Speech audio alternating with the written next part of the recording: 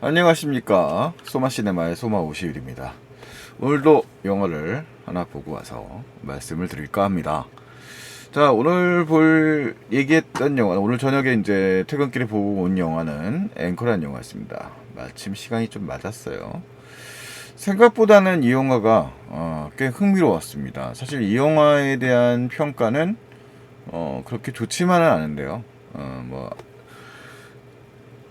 생각보다 기대치가 높지 않았어서 그런지 꽤 흥미롭게 봤어요. 그러니까 약간 장단이 좀 뚜렷한 영화라는 생각이 듭니다.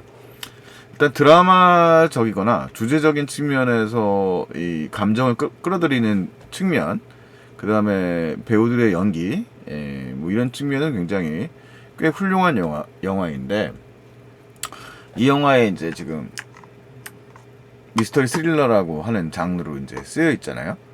그러니까 그리고 거기다 약간 호러적인 요소들도 좀 있어요. 근데 그런 요소들은 굳이 좀 필요하지 않은 장치지 않았을까?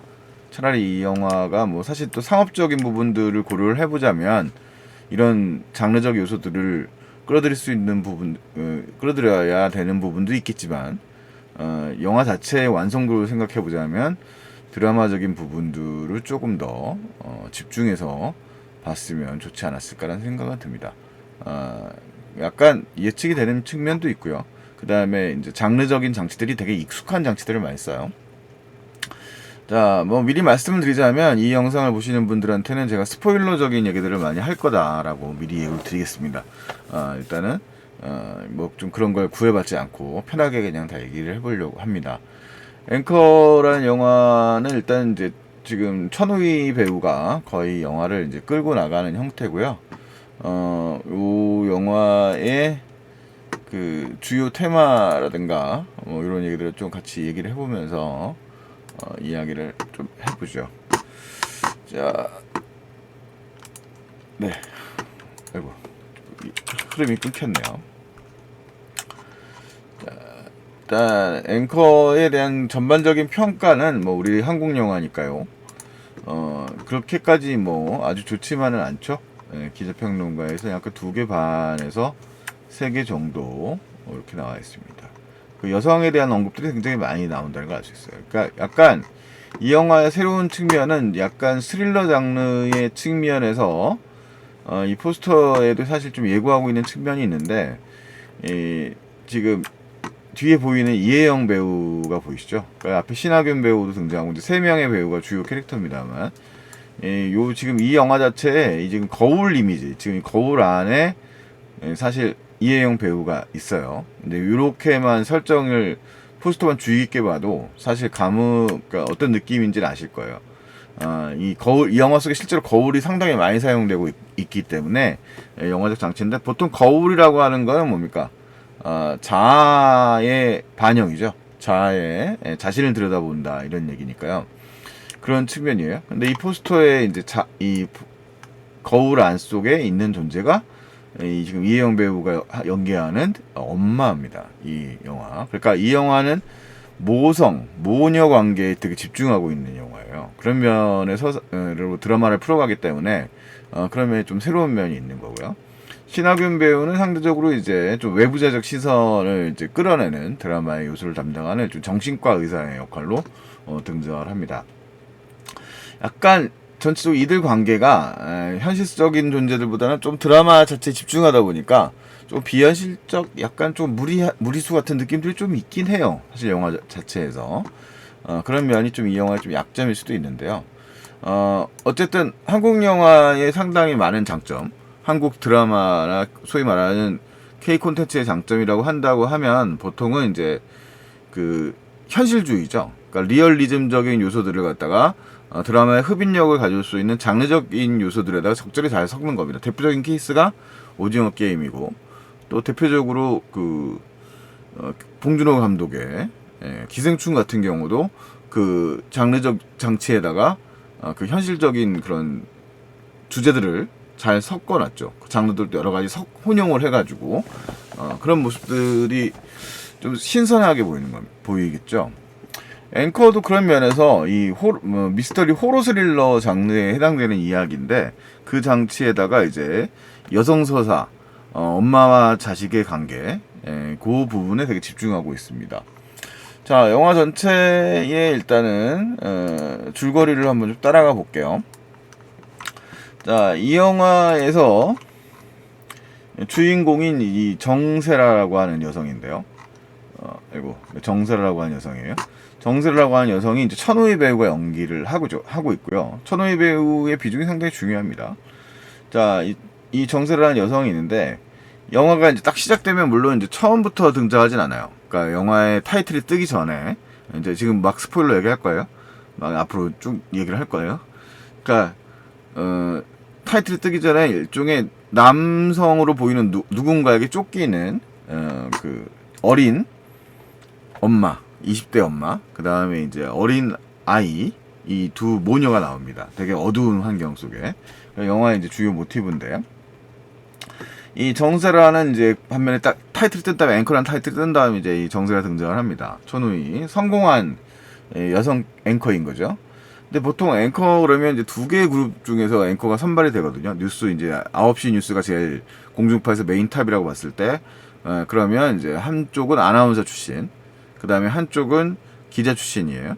근데 이 정세라의 경우에는 아나운서 출신입니다. 아나운서 출신인데, 이 보도본부의 보도 뉴스를 담당하기 위해서 이제 기자 경력도 갖게 된 거죠. 전에 그 MBC의 뭐 그 앵커가 그랬던 것 같은데, 하여튼 뭐 그런데 약간 모티브를 받았을 거예요. 그러니까 그런 설정이고, 뭐 영화가 이제 그렇게 되는데 어느 날 이제 전화를 받게 되는 겁니다. 아까 이제 맨 앞에 나왔던 상황에 몰려 있는 듯해 보이는 여성이에요. 그러니까 앞에 어떤 모르는 남자에게 막 지금 두려워서 숨어 있는 그런 젊은 여성의 목소리가 들려오고, 꼭 정세라 앵커에게 전하고 싶다 이렇게 말을 합니다. 자, 그러면서 이 자신을 지금 쫓아와서 누군가 자기를 죽이려고 하고 있는 것 같다 이렇게 얘기를 하고, 그 다음에 이제 자신을 좀 와서 찾아달라. 그러니까 그리고 내가 죽더라도 정세라 당신이 나를 발견해주고 치료해주면 좋을 것 같다 이렇게 얘기를 한단 말이에요. 자, 그 여성의 목소리를 듣고 이 사람이 이제 화를 내죠. 아유, 장난 전화 하지 마라 이렇게 얘기를 해요. 근데 이제 그런 일을 겪고 나서 집에 들어와서 이제 자신의 어머니, 이혜영 이 어머니죠. 이 어머니가 굉장히 이제 어머니와의 관계가 이제 영화에서 다시 묘사가 됩니다. 아니, 너는 이제 전화를 받은 다음에 당황했는지 말을 씹는 실수를 하거든요.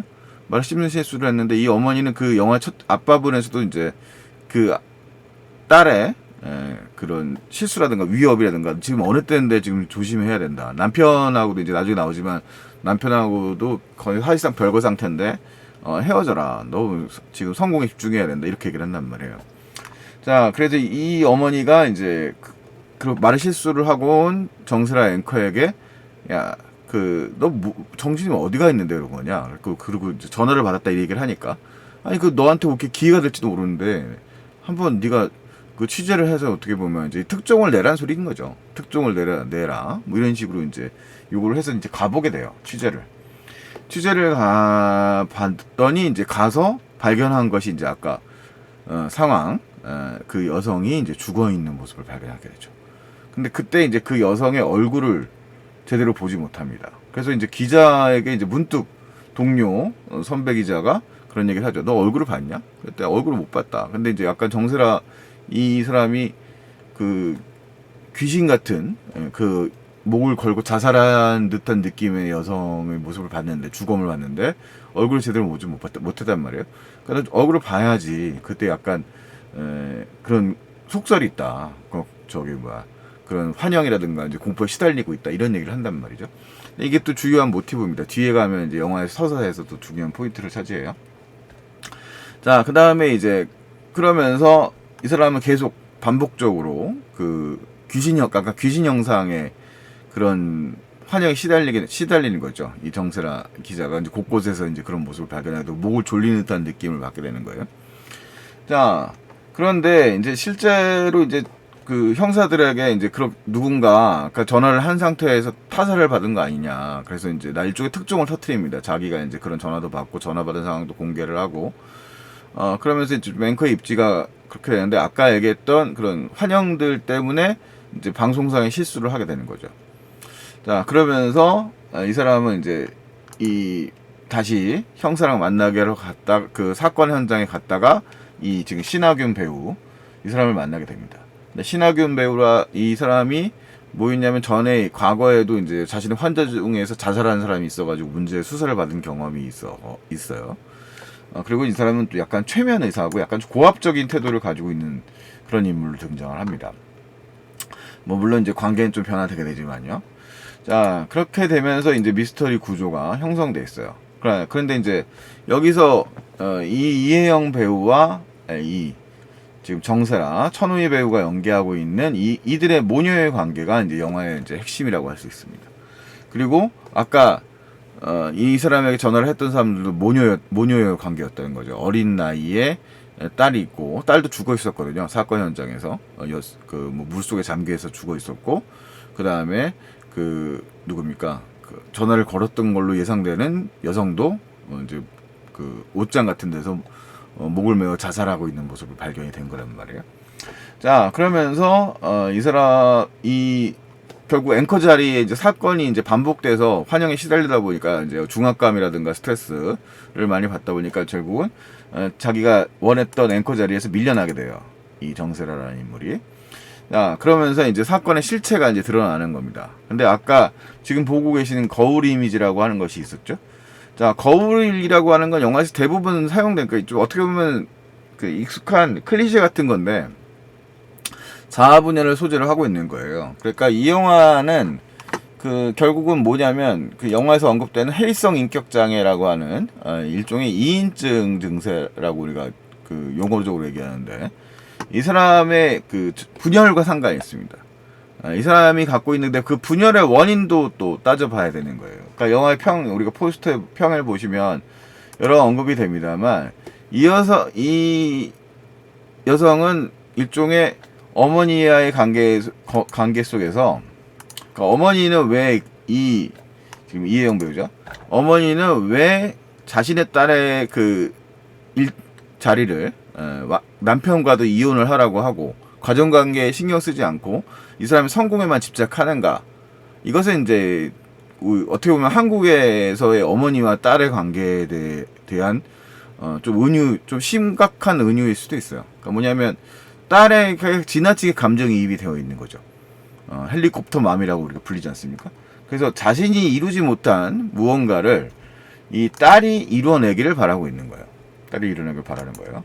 그런 관계의 모녀인 거죠. 그런 관계의 모녀인 거죠. 자, 그러면서 이제 그 사실을 이제 밝혀내는 일종의 탐정 역할을 하는 인물. 그 영화의 서사에서 이제 후반부에서 이들의 관계가 어떻게 되어 있고, 그 다음에 아까 얘기했던 해리성 인격장애랑 어떻게 연관이 되는지를 밝혀내는 인물로 이 최면 전문 정신과 의사인 이 신하균이 등장하는 겁니다. 신하균이 맡은 배역 이름이 최인호예요. 최인호라는 인물이고, 그러니까 이 세 명의 인물들 사이의 이야기고, 대부분의 이야기들은 이 지금 앵커 자리를 빼앗겼다는 거. 그러니까 자기 자리를 빼앗길 것에 대한 두려움 같은 거죠. 그래서 약간 이게 사회적 맥락과 어떻게 연관해지냐면, 이 영화에서 이 여성이 느끼는 공포감은 무엇이냐, 반복적으로 설명이 됩니다. 이제 진짜 스포일러예요.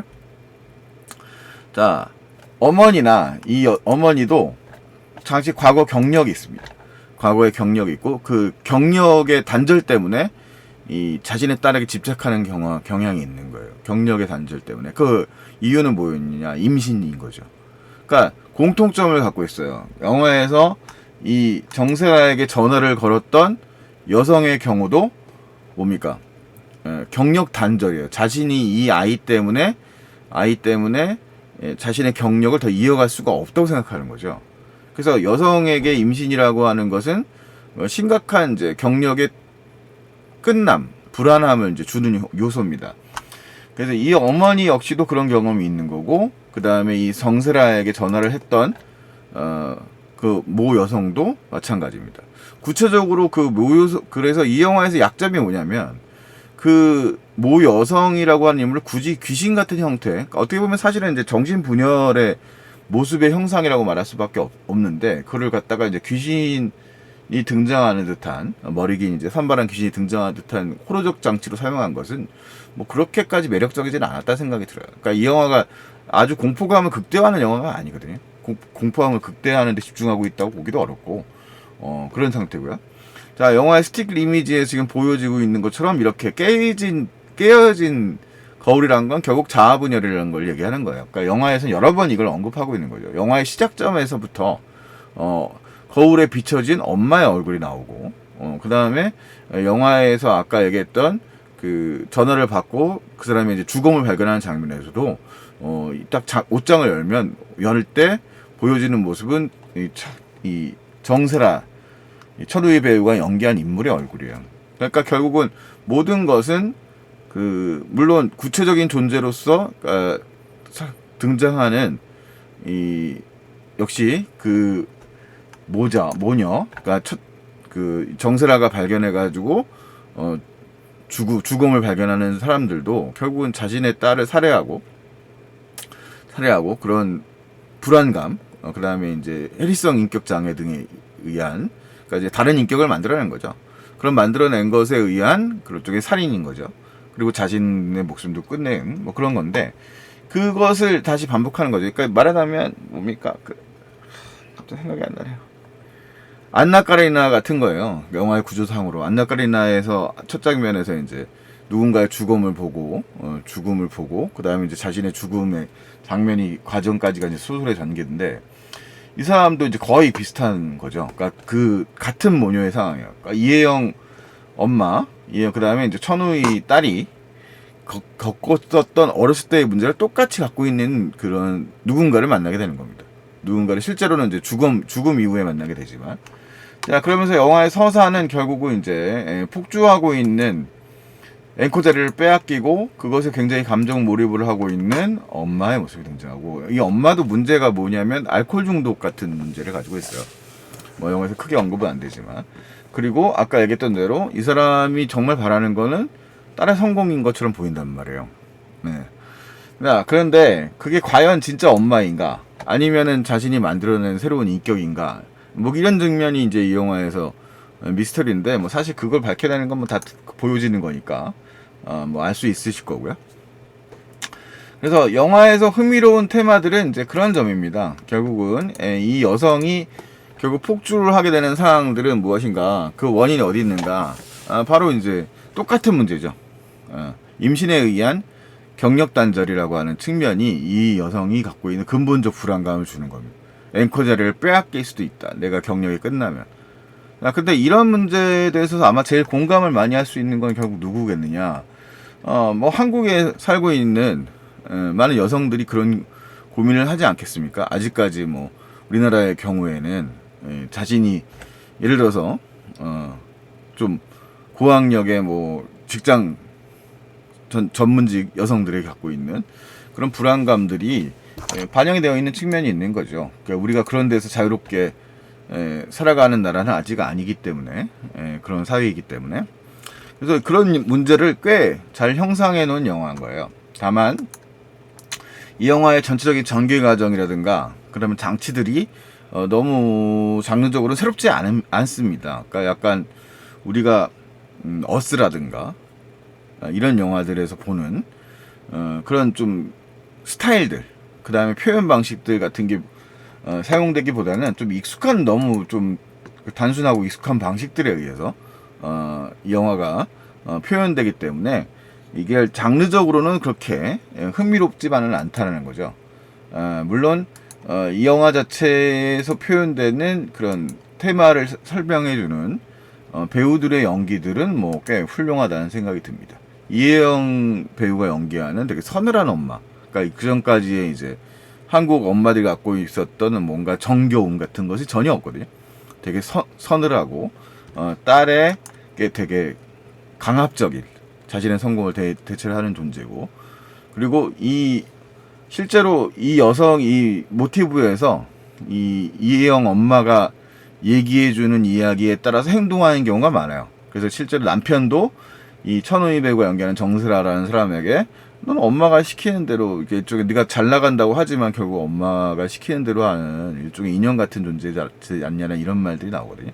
그러니까 약간 질려 있는 듯한 표정을 지으면서 남편이 그런 장면들에서 보는 것처럼 이 사람도 결국은 이제 그런데 받는 압박감, 엄마가 근본적으로 주는 그런 스트레스가 상당히 많았던 거고, 그 근원에는 이제 어렸을 때의 트라우마가 존재를 합니다. 이 어렸을 때 가지고 있었던 그 앞에 에피소드와 연관되어 있는 측면인데, 이 사람이 겪었던 그런 공포감, 엄마가 왜 나를 과연 사랑하고 있는가, 나를 필요로 하고 있는가, 이런 부분들에 대한 얘기들이 있는 거죠. 사실 이 영화를 읽으면서 우리나라의 부모들의 경우에 자식들에게 바라는 것이 과연 자식들의 행복인 것인가, 아니면 과연 자신의 이루지 못했던 꿈을 이루기 위한 소유물, 대체물로서 생각하는 것인가, 그런 생각을 많이 할 수밖에 없어요. 영화가 가지고 있는 측면이. 그래서 그런 면을 표상해내는데 이예영 배우가 연기하는 좀 서늘한 엄마의 역할이 있고요. 그 다음에 그것을 표현하는 방식으로서 헬성 인격 장애라고 하는 그런 정신질환의 요소들을 갖다가 일종의 스토리 구조에 사용하도록 했던 거죠. 그래서 뭐 나름대로 꽤 흥미로운 서사나 이야기 구조를 가지고 있었다는 거고요.